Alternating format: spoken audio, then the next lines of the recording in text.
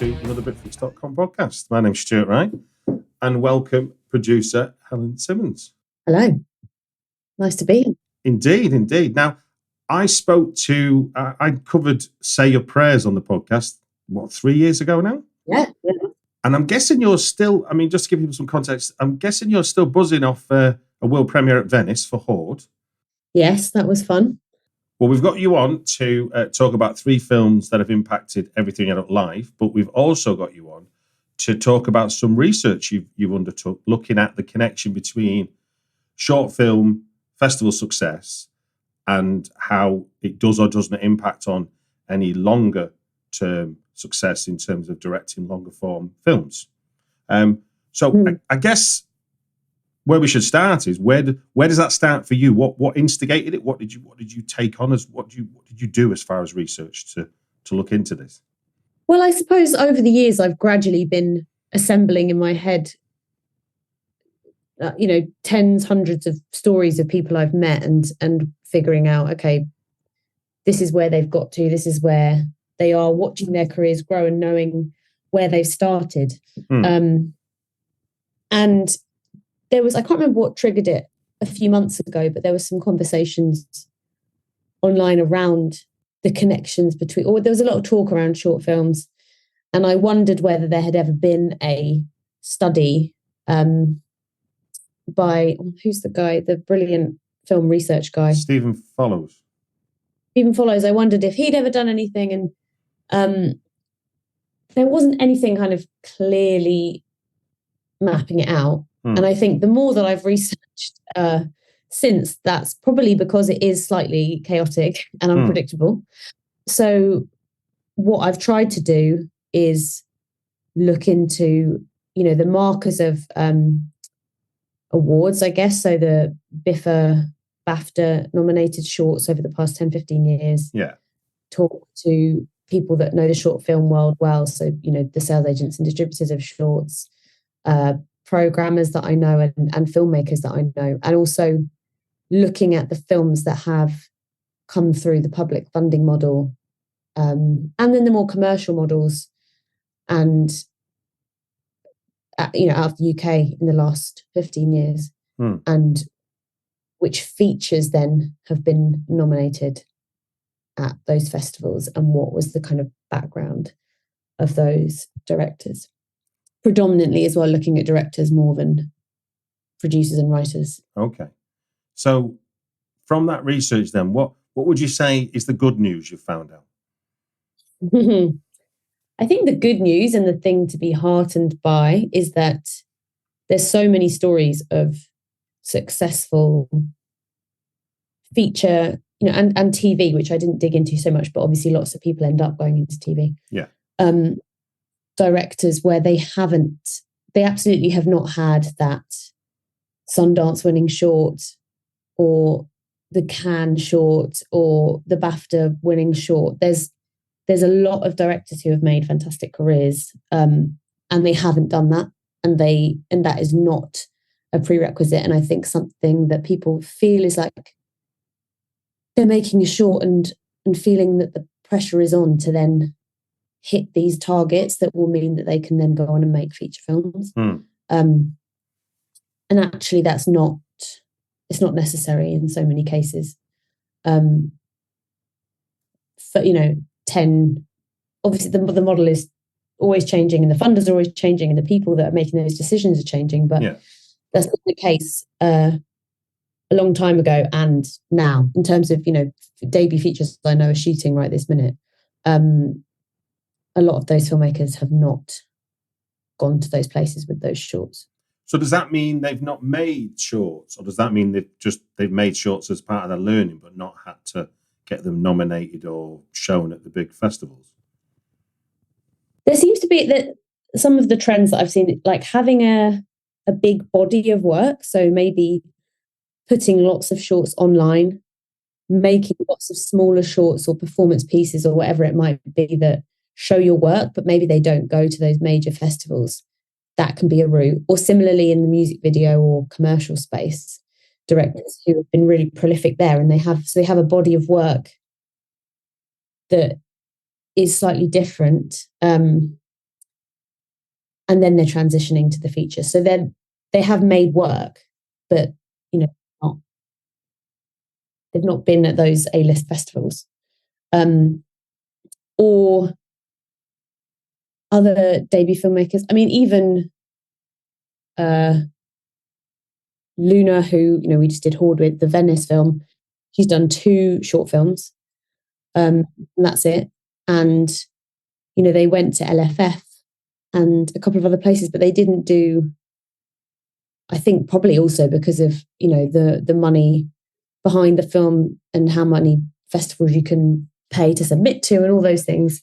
Especially in the first short, which was super low budget, they didn't go to tens, hundreds of festivals, and major festivals. But it was so clear from her work that she's got an incredible, distinctive style, and that she is a voice that people want to hear. And obviously, then her feature's gone to Venice and had an amazing reception.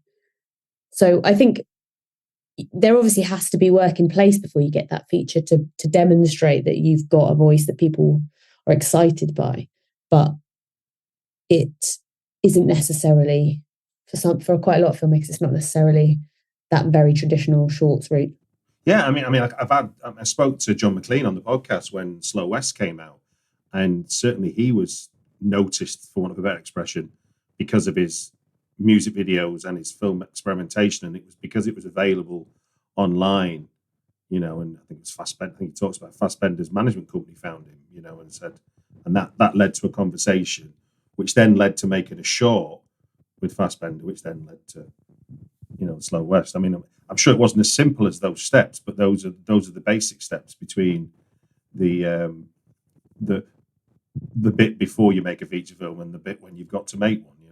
And I was thinking, and the guys who were behind Lights Out, I think they speak to that model you're talking about. They had like a volume of just little 2-minute sort of silly horror jump things.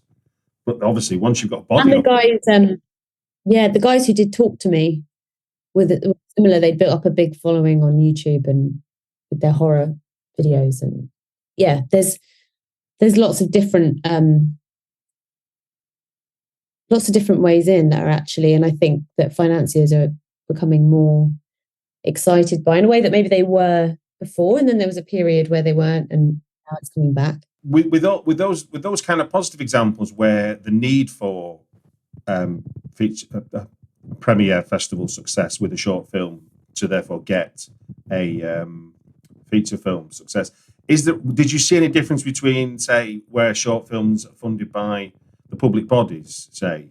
Because I imagine, I could imagine from the outside looking in, it would appear easier to get at LFF if you've got BFI funding or Film 4 funding or BBC funding for your short than if you haven't, because you're already kind of in a circle and I don't mean that you're chosen or anything, but you're obviously those 3 bodies, any 2 of those 3, two BFI plus BBC, BFI plus Film 4 is an often combination, isn't it, for a feature film made with soft money in this country. So was there any connection there, or any greater need there? There's definitely a connection between, even this year alone, if you look at the BIFA short long list, a quarter of those are funded by BBC Film, which is kind of crazy. So I think there's obviously a connection when it comes to awards and possibly festivals where, and like lots of, in the awards space, I think we do a lot of work on having to do unconscious bias training, but I think there's always that bias where you see a label, like a brand of one of those companies attached to a short, and when you've got hundreds of shorts, and like, how do you make one of them stand out? I do think it's quite clear that makes a difference when it comes to recognition once the short's been made, if it's been backed by those people.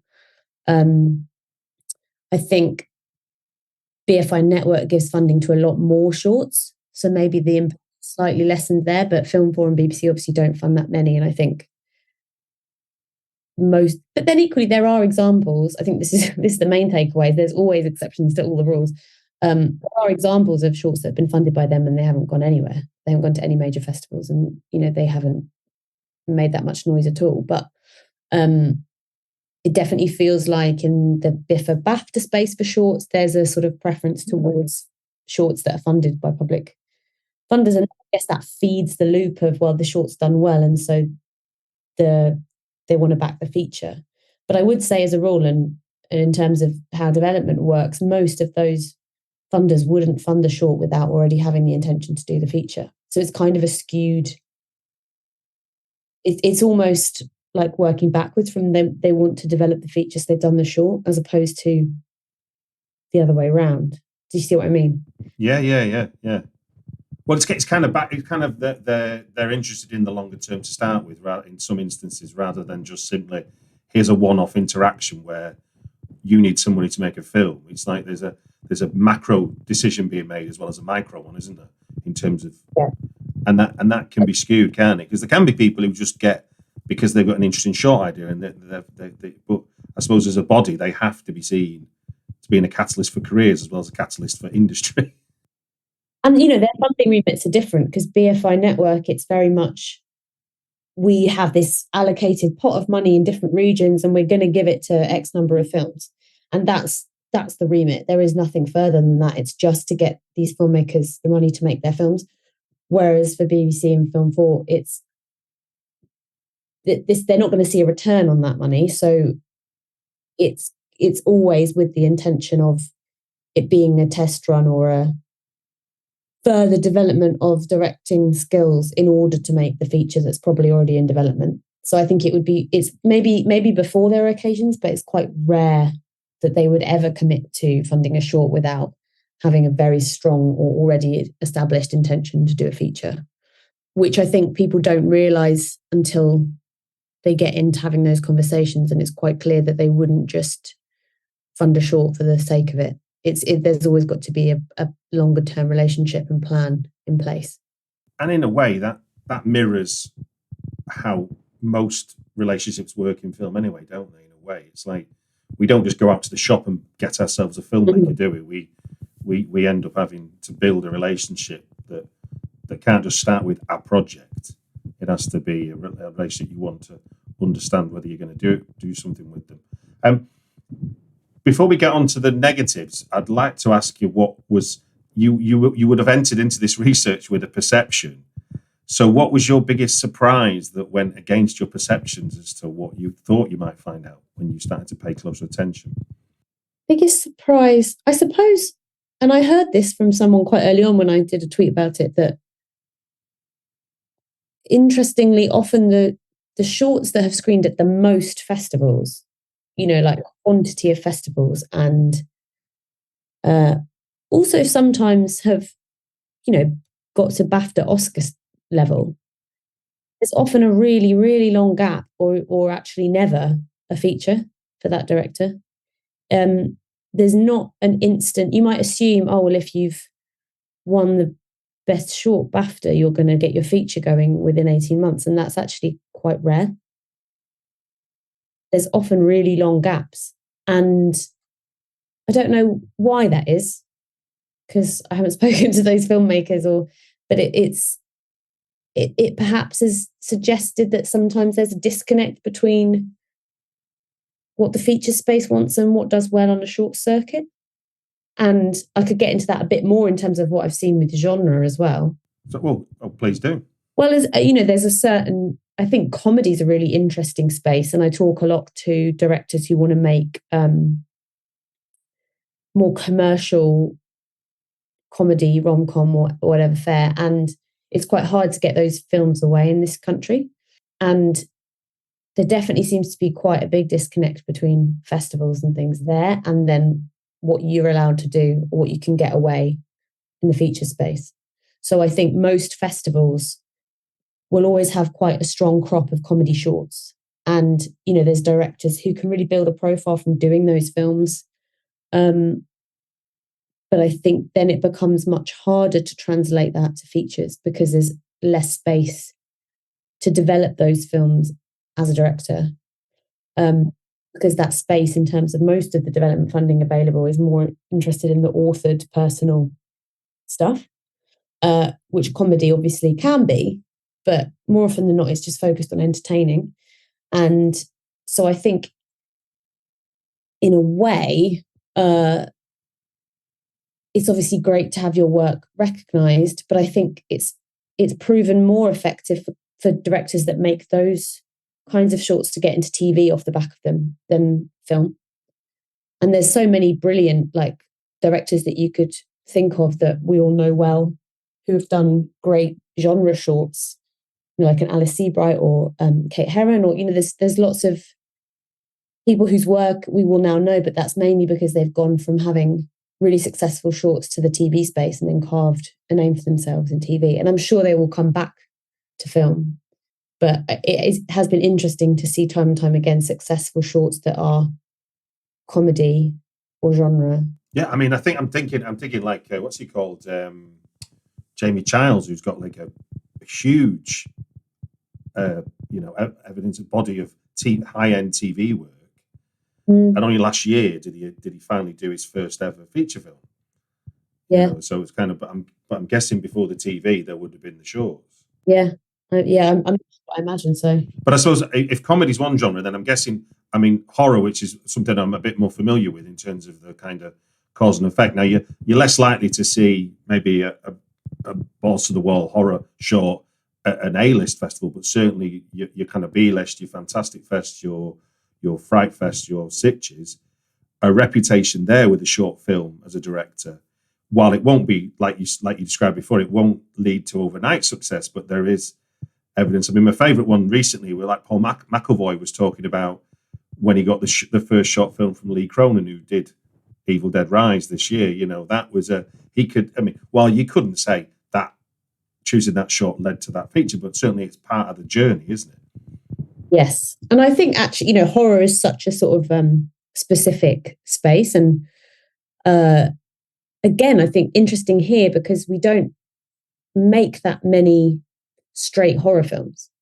It's more, a lot of directors, I mean, you know, Rob Savage, obviously Host was done here, but has now gone to make a lot of horror in the US. And I think that's kind of a common trend because if we make horror here, we tend to make horror that is sort of also drama.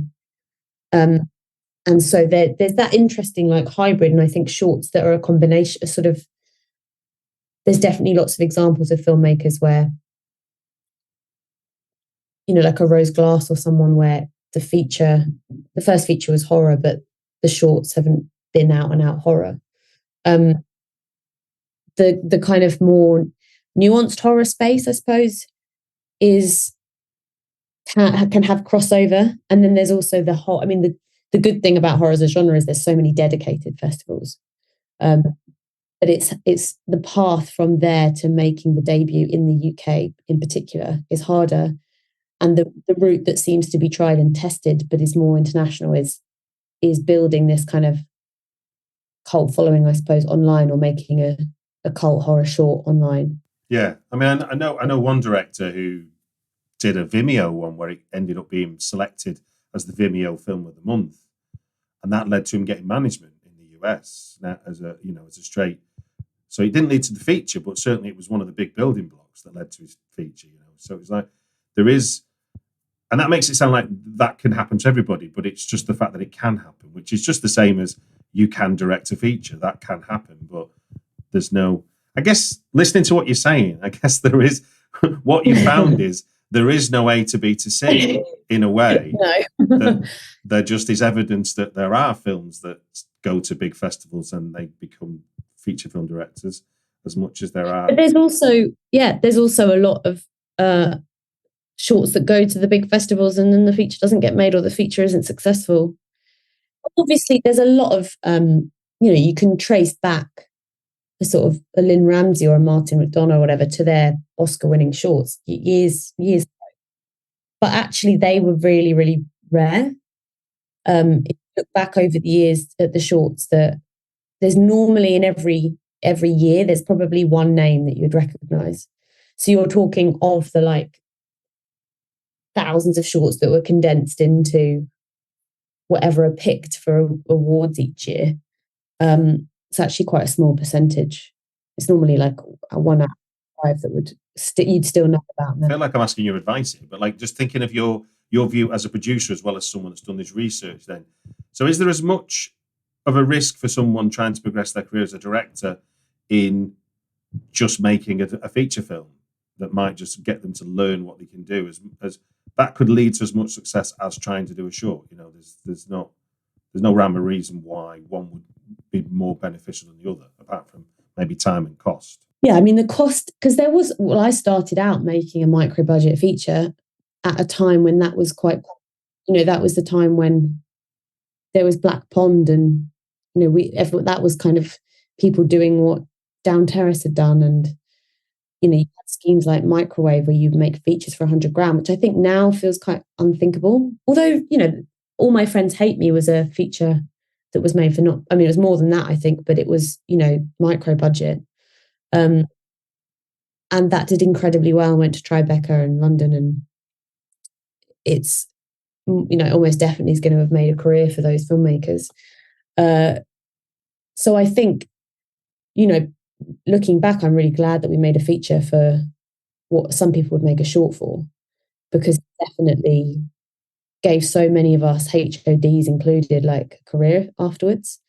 And actually, if you just knew, statistically, there's many, many more shorts that are submitted to festivals every year compared to features.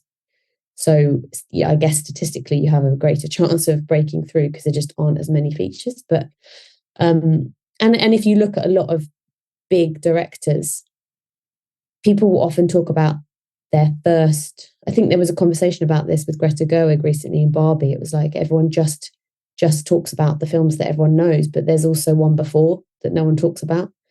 And we've got the same thing with Damien Chazelle. There was like a super low budget first film. There was also Barry Jenkins did a super low budget film before Moonlight. So and they're features. Sometimes I guess people make those films which put them on the map and allow them to make the next, but everyone sort of forgets about them. And then they can, like, the debut in inverted commas is like stratospherically instantly successful, but actually behind it there is like other work. So I think it's hard now with spiraling costs and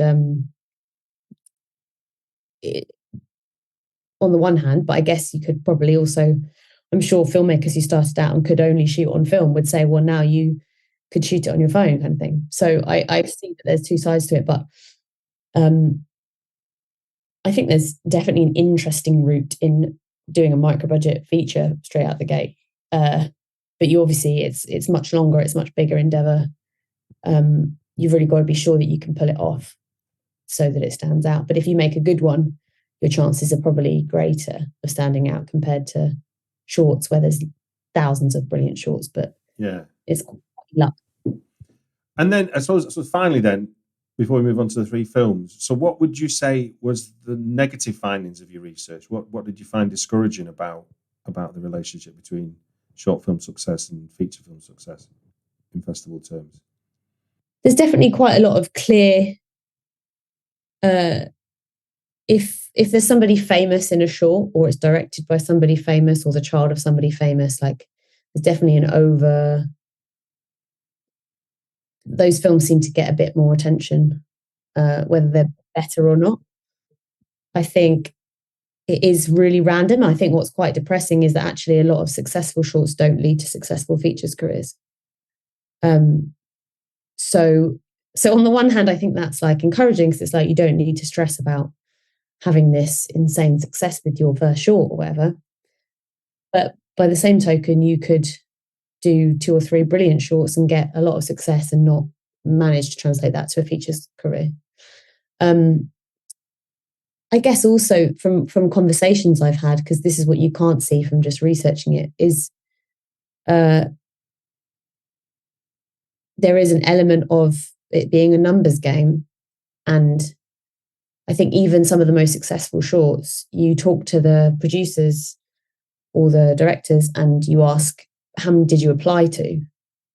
And, it's normally 1 in 5, 1 in 10, 1 in 15 that you're actually getting into. And at the cost of that, it's quite clear that that's quite prohibitive to a lot of filmmakers. And so your chances of getting into 5 festivals are greatly reduced if you can't afford to apply to tons of them. And I do think there's obviously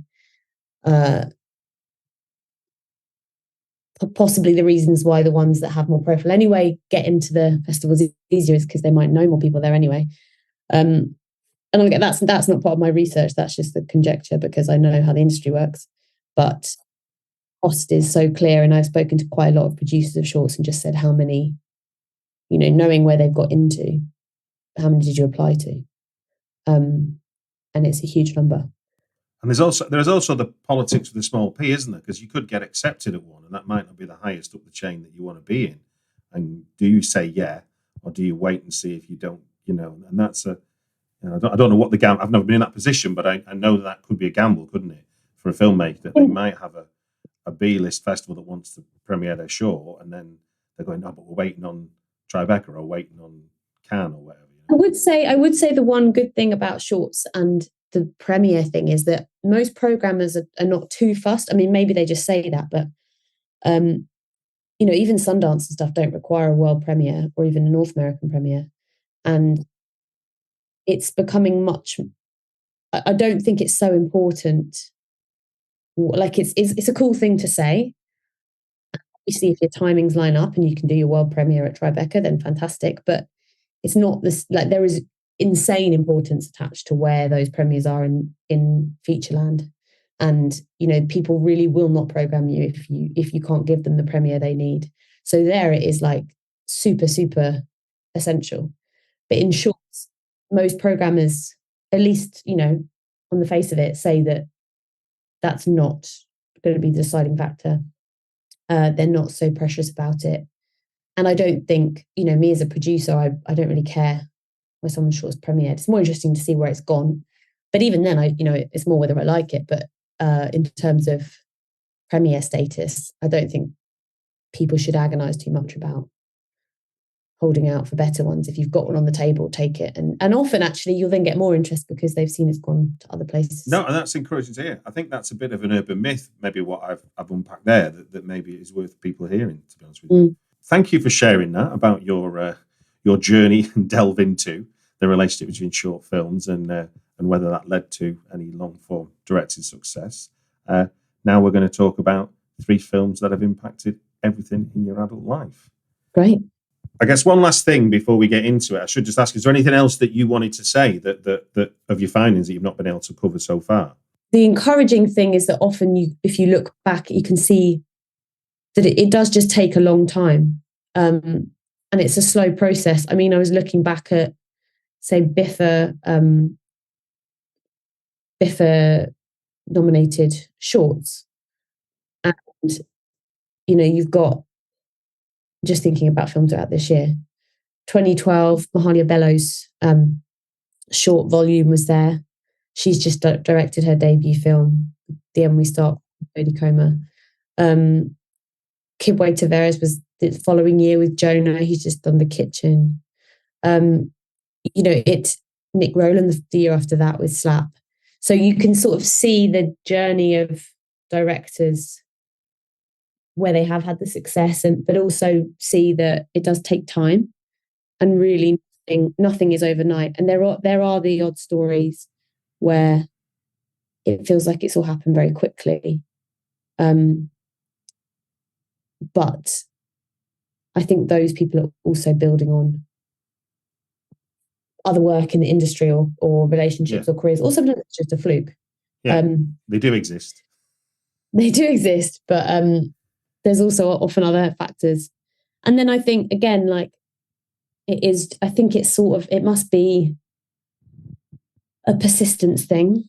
That's the message I'm getting from what you've said, is that actually there's no special sauce here. There's good filmmaking, and it either get noticed by festivals, noticed by producers that you contact, and that magic will develop into a career if you persist at doing it, because that will repeatedly come across, won't it? But it doesn't guarantee anything. No, and something that is heartening and applies to features too, but you can learn it in shorts, is that often if you look at successful shorts, like they might actually have only gone to like 3 festivals, but it just so happens that one of them is quite a big one. And that sort of stamp of approval helps usher the filmmaker's career along. And I think it's the same in the feature space or in development space, or like what it really means is it just takes one person to like it and champion it. And that actually doesn't have to be like a major festival. You know, like I said, there's been I've seen so many examples of filmmakers who've made their debuts and their shorts have not, like even in the last 2 years, their shorts haven't gone to the major international A-list festivals at all. But it's about somebody who can help get your work made, noticing that work, loving it and championing it. And that doesn't have to be Cannes or Sundance. But if it is Cannes, that's going to be a certain type of film. I mean, if you're a budding horror filmmaker trying to get into Cannes, you might as well throw your MP4s out the window than spend money trying to get on there. You know, it's like that kind of being more pragmatic. I had Wendy Mitchell was on a couple of years ago on the podcast talking about just festival strategies, full stop, and a lot of it is about marrying expectations next to what you want to do. You know, because I mean, Cannes very prestigious as Venice is, but they show a type of film. It's so to not get in it with your slapstick comedy is not it's not a reflection of your slapstick comedy. No, and I mean there is there's lots of examples of festivals following a filmmaker's career in terms of them programming the shorts and then the features. Saw quite a lot of examples of that. But then there's also times, and you know, anecdotally, I know from filmmaker friends where they have had shorts programmed at those big A-list festivals and then they haven't taken the feature. So that was surprising to me, because I did sort of assume that for a lot of those projects it was a foregone conclusion that because they like the narrative of we found your shorts and now we're going to program your feature, but actually it doesn't always happen. Oh, that's a bit kicker. I just thought that was go with the joy of getting in there. You think, right, they're our friend now. Yeah. And, you know, I think vast majority, like there is a lot of continuity between shorts that go to those big ones and then the features. And I do think festivals enjoy the narrative of that, you know, understandably. But there's also examples that doesn't happen. And then others where maybe the timing wasn't right, I guess. And they just had a bit different offer and it's come at the right time. So, but yeah, it's also not a given, which kind of surprised me because I did think it would be. And having spoken to some programmers at some of those top festivals, it sounds like they actively don't want it to be a given in a lot of them. They want the merit of them alone. Yeah. Let us move forward then to 3 films that have impacted everything in your adult life. And what I'm going to do is you've given me a list of 3 films, and then I'm going to set a timer for 5 minutes. And when I mention the film, you can wax lyrical as to what the impact is, where you saw it, who you saw it with, you know, what the experience was, how it became something that had impact on you. And we'll see where that goes. Does that sound okay to you? Yeah. Perfect. Well, look, I'll start with the first film you give me. It's FESTEN. Do you want to talk us through how that has an impact on you, or why that has an impact on you? So controversially, I saw the play version of the film first. Okay. When I was at university, and I was doing some photography for it, of like taking pictures of this play, and I was getting snippets of it in the rehearsal, and I was like, "What is this? This is so amazing." Watched the play, and just fell in love with the story, and then went and got the DVD retro, and watched it alone in my room. And I don't know, I just suddenly became obsessed actually with that whole wave of Danish filmmaking and how they decided to try and tell these stories with as little interference and as little in terms of lighting, budget, like as possible, and try and just make these films with these restrictions. And I think when I look back at it, it's something that's actually really fed into how I started my career and how I started making films, because it was making a feature with nothing and doing it really lo-fi. and still trying to make the best thing you could make. But at the same time, I think creatively, I've found that film has stayed with me so much, and I reference it a lot just because it's all of the things that I love, which is, dark, uncomfortable truths, sitting under the surface, family dynamics, which are painful, big secrets threatening to come out, viciously dark humor mixed with a tinge of horror.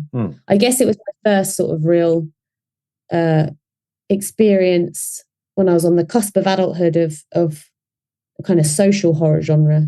And it feeds a lot of what I love and what I like to make. And it was interesting, the other day I went to a talk with Jesse Armstrong, and he was talking about Succession and how he pitched it as FESTEN meets Dallas. And what a great pitch. Yeah.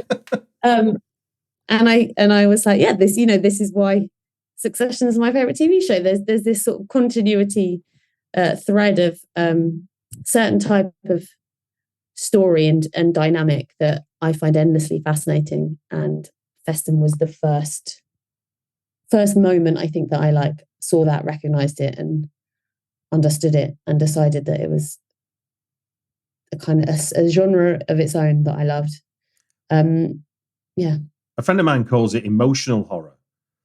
Yes, yeah. Because it's exactly that. The gasp, isn't it? The gasp of what the hell have they just revealed? Because it's never visceral or gory or violent. It's almost emotional violence in a way, the way that FESTEN works. Yeah. Because the person who gets to do it has been saving this up. They don't just walk in and go, "Hey, you thing I'm going to accuse you of." Yeah.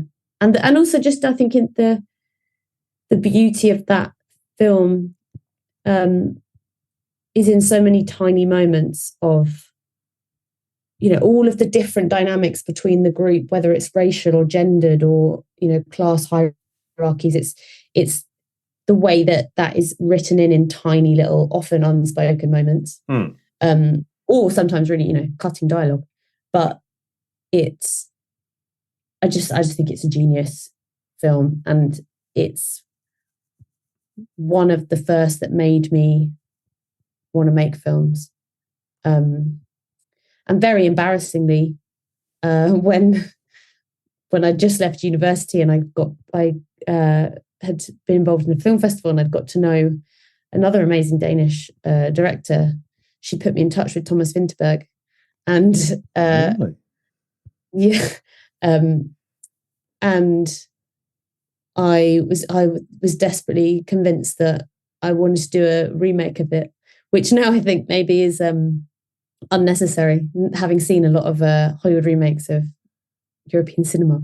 But I was so obsessed with it and wanting more people to see it, even though I work, obviously everyone's seen it. But what do you remember being the big differences between?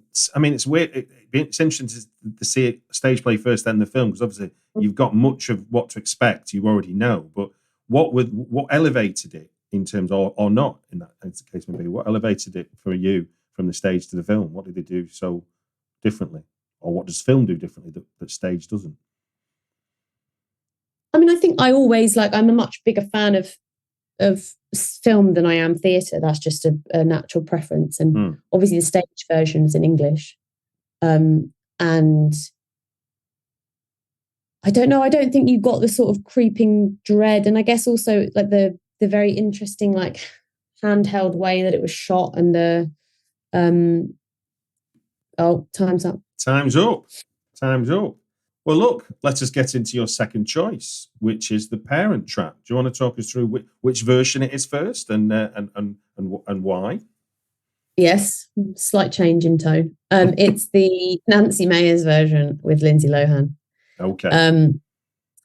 So I first saw this, I don't know how old I was. I must have been younger than 10. Mm-hmm. And it was at my family friend's, my parents' friend's house, and they had kids who were a bit older than us, and we'd go around there and they'd put on something for us to watch, and it was The Parent Trap, and it became this thing that every time we went around there, that's what we would watch.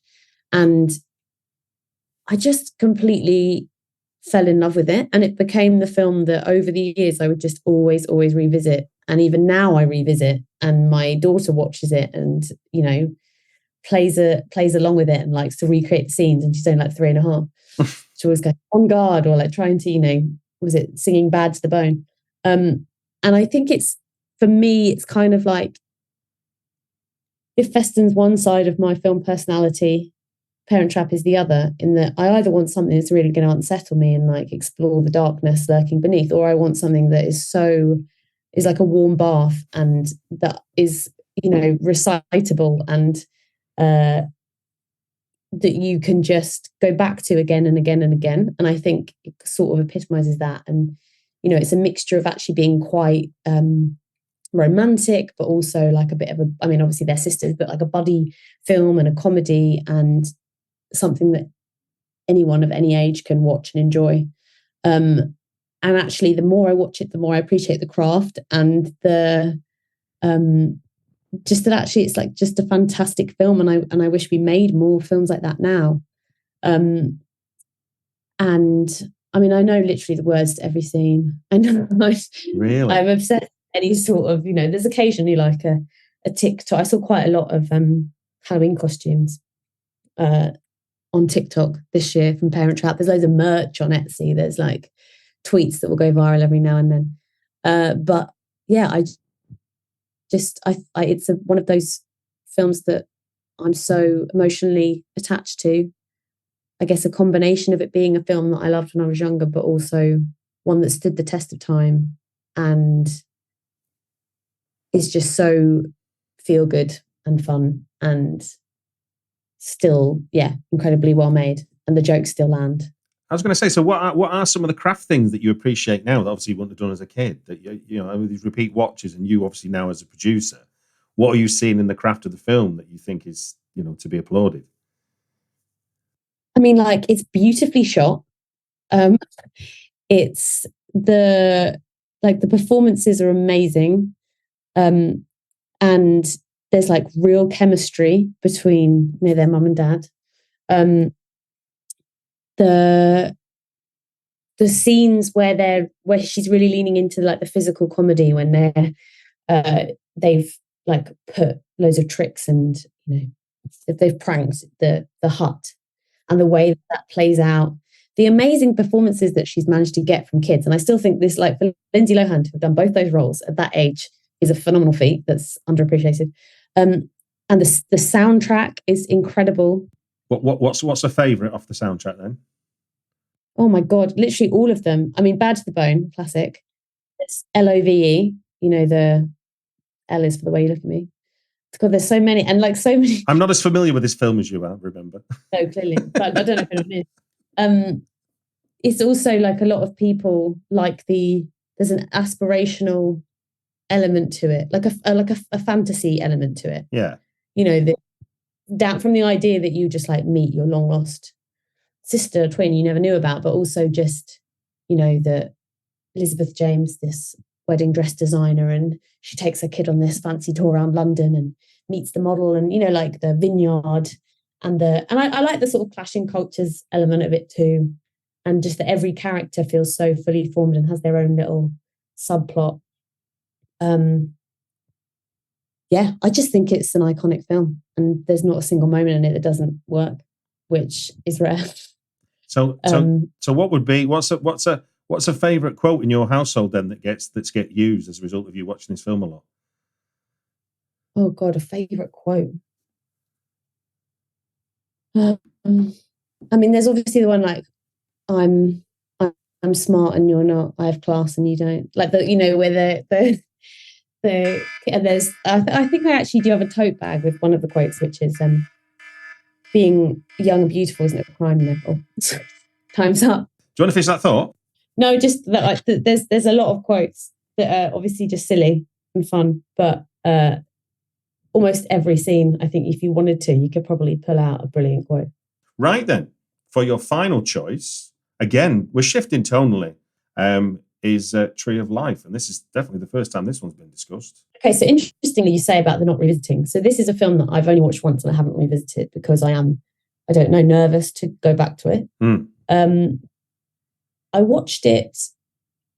I think I just maybe like recently had one of my kids. I can't. Well, my eldest. And I just put it on because it had been on my list of something to watch. Yeah. And I watched it on my own quite late at night, and I can only describe it as being like, you know, when you watch a film and it sort of feels like a meditative, transporting experience, which I guess is the point of the film. And I know it's quite a divisive film, which I think I always admire. And it just like wrecked me. And like, I was like sobbing. And it was one of those ones that's just stayed with me in a way that doesn't really make that much sense. It's not like there was anything in the story that felt especially, you know, relatable to me, but it felt like the universality of human experience and the way that the film just tried to encompass it in this really beautiful, dreamlike, music heavy, surreal, abstract way really stuck with me. And I think about the imagery in the film a lot, even years later. I think about the music. If I hear some of the music on like Classic FM or something, I'm like immediately transported back to it. And I think for me, it's kind of indicative of what cinema can do that's so special, which is just really hit you on a sort of visceral, emotional level and make you feel something, even if you don't quite understand what it is you're feeling. You know, and I think a lot of films I love are sort of in this space that are maybe a little bit less abstract, but, you know, like in terms of like films that move me, and I think about a lot, there's a few that I think are sort of maybe siblings to this in the like Melancholia or Manchester by the Sea, Arrival space, where they're sort of quite meditative and just deeply emotional and upsetting, but also beautiful. And I think that's what it was for me. And it would ordinarily, I think before I saw it, if I'd read reviews and stuff, I might have thought I would not have liked that film at all. And actually it's one that I just think about a lot. And I think you can't really control which of these films stay with you and pop into your head when you least expect it, or when you're writing, or when you're whatever. But that is one of them. And it sounds, because one thing I always think about is that the way you respond, like you're describing, proves how subjective it can be. Because you could have been sat next to your best friend, and you both were at the cinema, and one's scratching their head going, "Why did we watch that?" And then you're going, "That's the most mesmeric experience of my life. I'm not sure how to explain it just yet." You know. Well, I mean, apparently I've read reviews since, and it does seem to be one of those films where people either give it 5 stars or 1 star. And I think at Cannes it was like, I mean, I think it did win the Palme d'Or, but it was like booing and cheering at the same time. I think it's definitely one of those films that, yeah, it's a bit Marmite, and it's sort of a mood film. But I'm also a sucker for mood films, and I think. Did you see it on the big screen then, when you saw it for this first time? No, I saw it in my house. Oh, wow. So this had this impact on you at home. That's what I mean. Yeah. I can't imagine what I'd have been like in the cinema. Yeah. You know, I've had those experiences in cinema of like, you know, Under the Skin, or I'm trying to think of other ones where I've sort of felt like the kind of mood. I don't know if you could call Under the Skin a mood piece, but do you know what I mean? Where it's just like there's this prevailing. I would call it that. Yeah. It has a big crescendo, but it's definitely a mood piece. Yeah, it's that, and you know, you sometimes feel that even more in the cinema with other people. But do you think it's maybe because of what Terrence Malick is trying to do? And I'm not saying I understand what he's trying to do, but certainly what he's not trying to do is just tell us straight, you know, what we recognize as being beginning, middle, and end, first act, second act, third act. He's not giving us those signifiers to just basically pick up on, so we know where we're going. And I think and if you can go with that, that's where the mesmeric comes from. No, I think it's also like, it's quite a sincere, earnest film, which, time's up. Finish the thought though, Helen. Well, that normally, you know, I would say as a rule, I'm quite cynical, and I would go for things that err on the side of being cynical about human nature and all there is to it. But that film is not that. And I think there's something in the kind of sincerity of it that's really moving. Mm. And actually, I think is probably important as creatives to not lose all the time, because it's okay to also be sincere and think about the kind of overwhelming nature of what it is to be alive. Absolutely. No, I mean, it's a question I often, when I get to interview distributors or sales agents, it's a question I get to ask them all the time. It's like, how do you ever get to enjoy films again on a level that you were a film fan when you're just looking at whether does this do X, Y, or Z in the marketplace? Where does it fit? It's not for me. Switch off. I've not got time. It's like, and it's great. Maybe it's great. That's just a good sign then, I suppose, that a film can catch you out like that. I mean, it's interesting you said about the 5 and the 1-star thing. I was talking recently about my own observation. It was like, again, anecdotal. It's not proper research, but 2 films I love that I know a lot of people hate are The Counselor by Ridley Scott and Nicholas Winding Refn's Only God Forgives. Now, if you go and look at their review pattern on Amazon, not that that's the root of any results of anything, but they both are 25% 5-star and 40% 1-star reviews. And to me, that means the film gets a reaction from a kind of, I guess I'm saying Amazon's not a film centered like IMDb is or Rotten Tomatoes. So that's like people just bought the film and gone, oh my God, what's this? Or Jesus, this is the work of genius. And I think but that becomes, like I say, that's where it's subjective thing, because I could tell you that The Counselor is the best film ever, and you're going to go, no, it's not in a million years. And that what doesn't matter, because that's just my subjective response to it, like your subjective response to Tree of Life. No, it's fantastic. I think it's fascinating, and it's interesting because you've kind of given us 3 different pictures of how you see films in a way with the 3 choices.